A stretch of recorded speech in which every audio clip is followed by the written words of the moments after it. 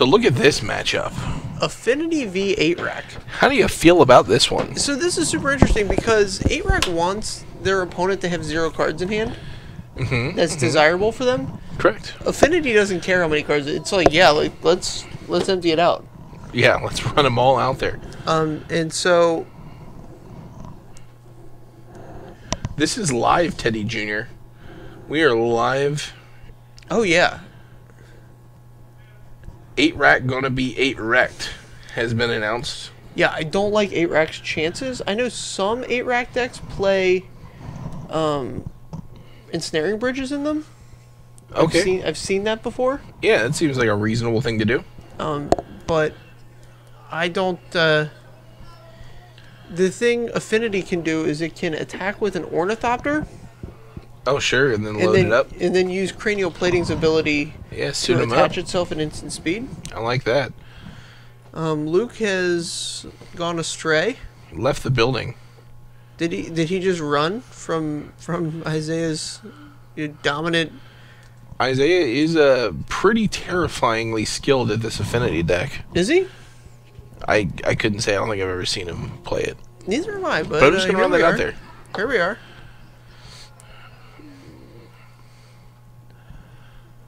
So I don't think so. Luke thinks he's going to get embarrassed. I don't think it's that bad.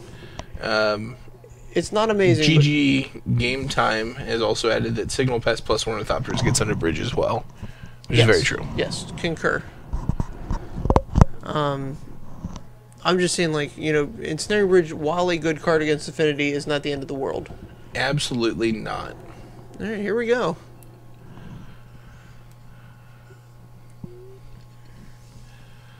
So I brought Affinity on for this 4th and final round,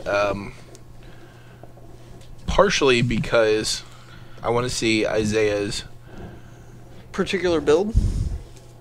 Particular skills playing this deck. Okay. But also because I made a promise on Facebook today that I would enlighten the world. Oh, as to why I'm wrong? As to why you were wrong. So there's this new white enchantment that says, let's see if I get all the things right. Players can't get counters, and you can't put counters on enchantments, artifacts, creatures, or lands. I don't know if enchantments is on there, but it doesn't matter. Okay. Correct. So there was a discussion in our Facebook group, or just on Facebook in general. I think it was just a local group. Yeah, just a local group. About how this card was good against Affinity. Here it is. Players can't get counters. Counters can't be put on artifacts, creatures, enchantments, or lands. Oh, enchantments is on there. Yes. 2 and a white. 2 and a white. So as foretold, get wrecked. As foretold, yes. So there's talk about how this beats Affinity. And man, look at this draw for... Yeah, this is a strong... Okay, so... Rack 'em and rack 'em. So not that this is a bad matchup for Isaiah, but I think Vault Scourge is going to do a ton of work here. Concur.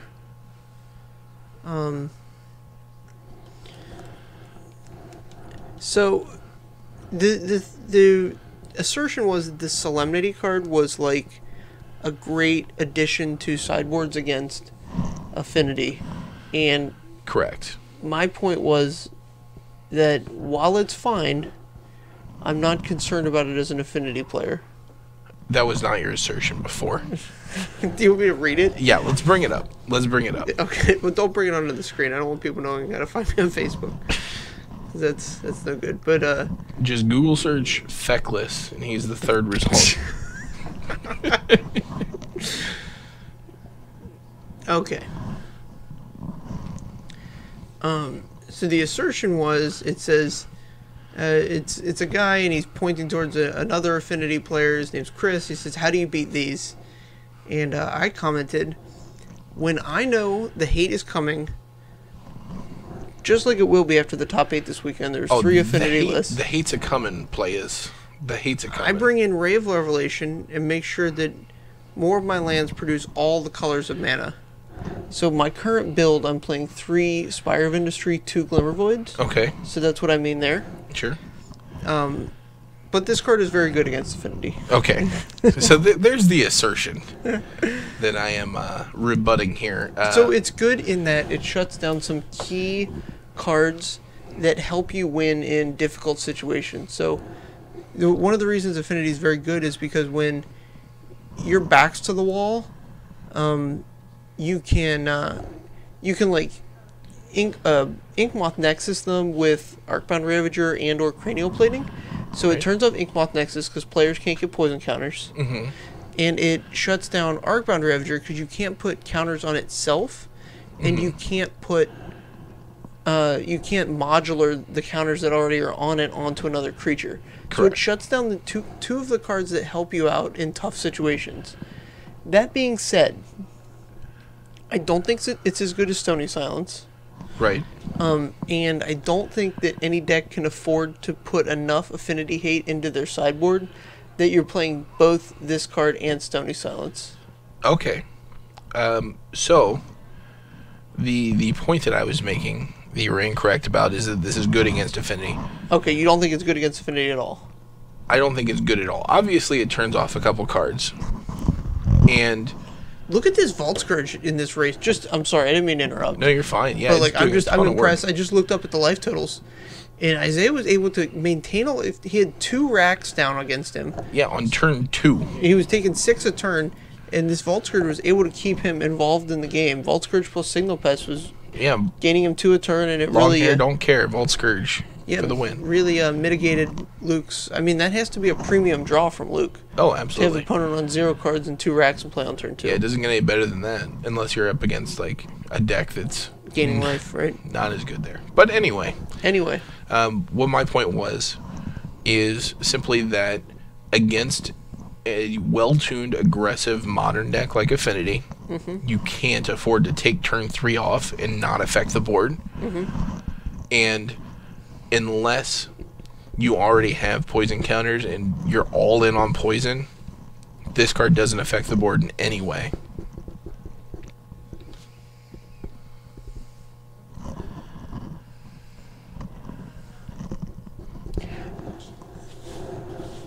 You're not entirely wrong. Oh boy. So like you make some good points that like Yes, Path on the Pest would have saved him a ton of damage there. Did he choose not to do that? Yeah. Oh man, that's a misstep there. Right. So while you're correct, I think you misevaluate how Affinity will infect you to death. You don't have to have 7 agree. poison counters and then be like, oh yeah, now you can't get me from poison. You can be at 0 poison counters and very easily just die randomly. Correct. But like you said, Inkmoth Nexus is a very important tool when you get into a hard position with Affinity. Right. If they're not playing anything on turn 3 and tapping out so you can do whatever you want, you're not in a bad position with Affinity. You're in a really good position with Affinity. Sure, I concur. There are any number of things that can happen when you untap on your 3rd turn, even if you're just on the draw. Yeah. That you just completely murder somebody. Yeah, so I'm just saying, I agree with John here. I don't think the card replaces Stony Silence. Absolutely not. So stick with your Stony Silences. It turns off Darksteel Citadel. I don't think a lot of people think about this It's a factor. huge deal. It shuts off like half of your mana. Right. Darksteel Citadel, Mox Opal, and Springleaf Drums. Yeah. In the list this weekend, we're playing 4 Springleaf Drum with a lot more Ornithopters and Memnites. They were getting out on the board as fast as they could. Yeah, I mean, so if your metagame that you're trying to play around is Death Shadow and decks that are designed to go like just over Death Shadow, then you want to come out as far close to the ground as possible. Right. All right.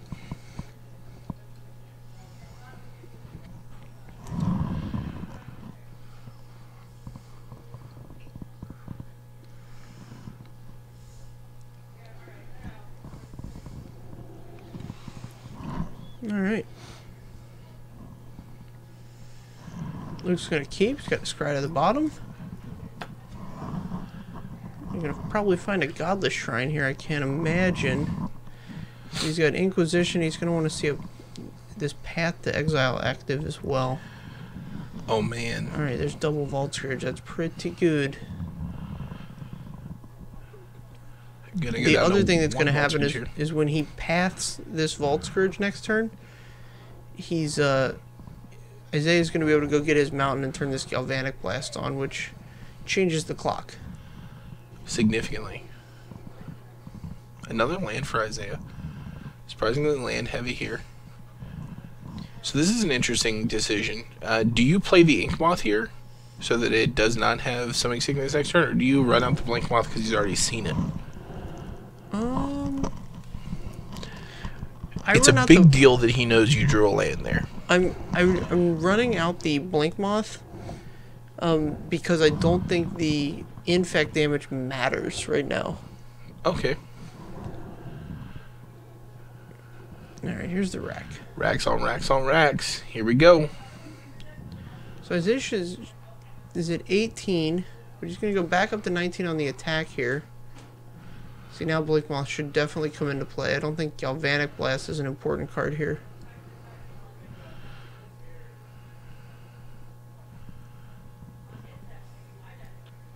Yeah,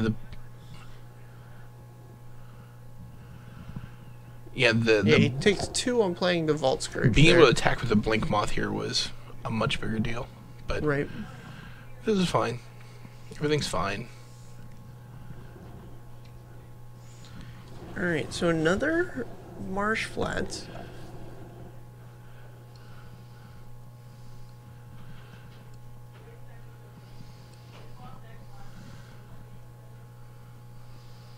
Now, depending on what I draw here with Isaiah, I might want to keep these lands in hand. So what did the Galvanic Blast get discarded to? Inquisition. I thought the Vault Scourge got Inquisition. There was a second Inquisition. Oh, man. Alright, here's an Ornithopter.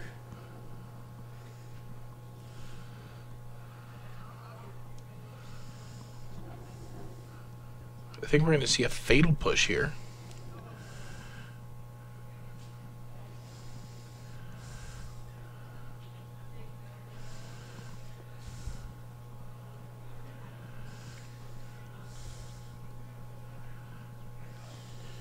Is that a Funeral Charm? It's a Funeral Charm. How funny is that? That's great. Here we go. This card got time shifted into Piracy Charm, right? Well, no. I mean, it was time shifted as a purple card in Time Spiral. I see. And then it got color shifted in Plane Chase. Plane Chase, yeah. Plane Shift. Right. So Funeral Charm is a big one there because it can give a creature +2/+1, or make target player discard a card. So as an instant, that's really important because you can. Man, did he miss pumping that Inkmoth Nexus with Blinkmoth Nexus there? I don't. It costs 1 to pump it. You can't just tap the Blinkmoth Nexus. So I don't think he had the mana available. He didn't have the mana available. Okay. So yeah. So this is really good. It keeps players locked out of the game, especially like in control matchups. You can say, on your draw step, the same time you would have been doing, click somebody, you make them discard the card. So it's pretty critical. Okay.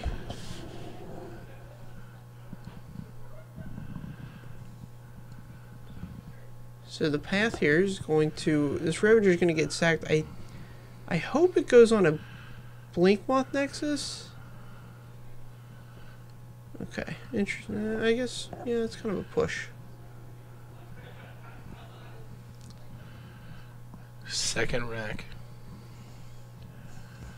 Alright, so Isaiah down to 11.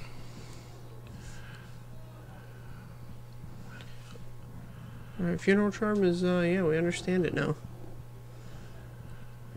Plating. Goodness gracious.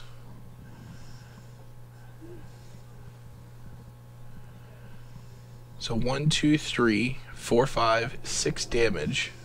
Mm-hmm. Puts Luke down to 5.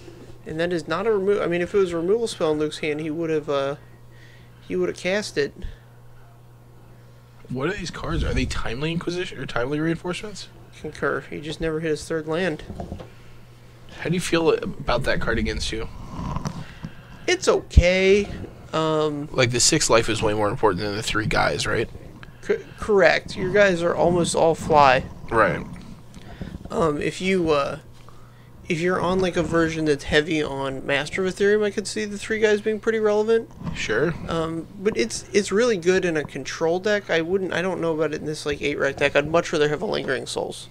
Oh yeah, Lingering Souls is huge here. I gotta imagine he runs that as well. But either way, that'll do it here for Tuesday Night Modern. Come back tomorrow. We got 2 great commentators talking about Standard. Yeah, you might have 1 great player. I might sleeve up a Standard deck. Don't hold your breath. All right, so if Taylor shows up, then you'll have 1 good player here. I love you, John Douglas.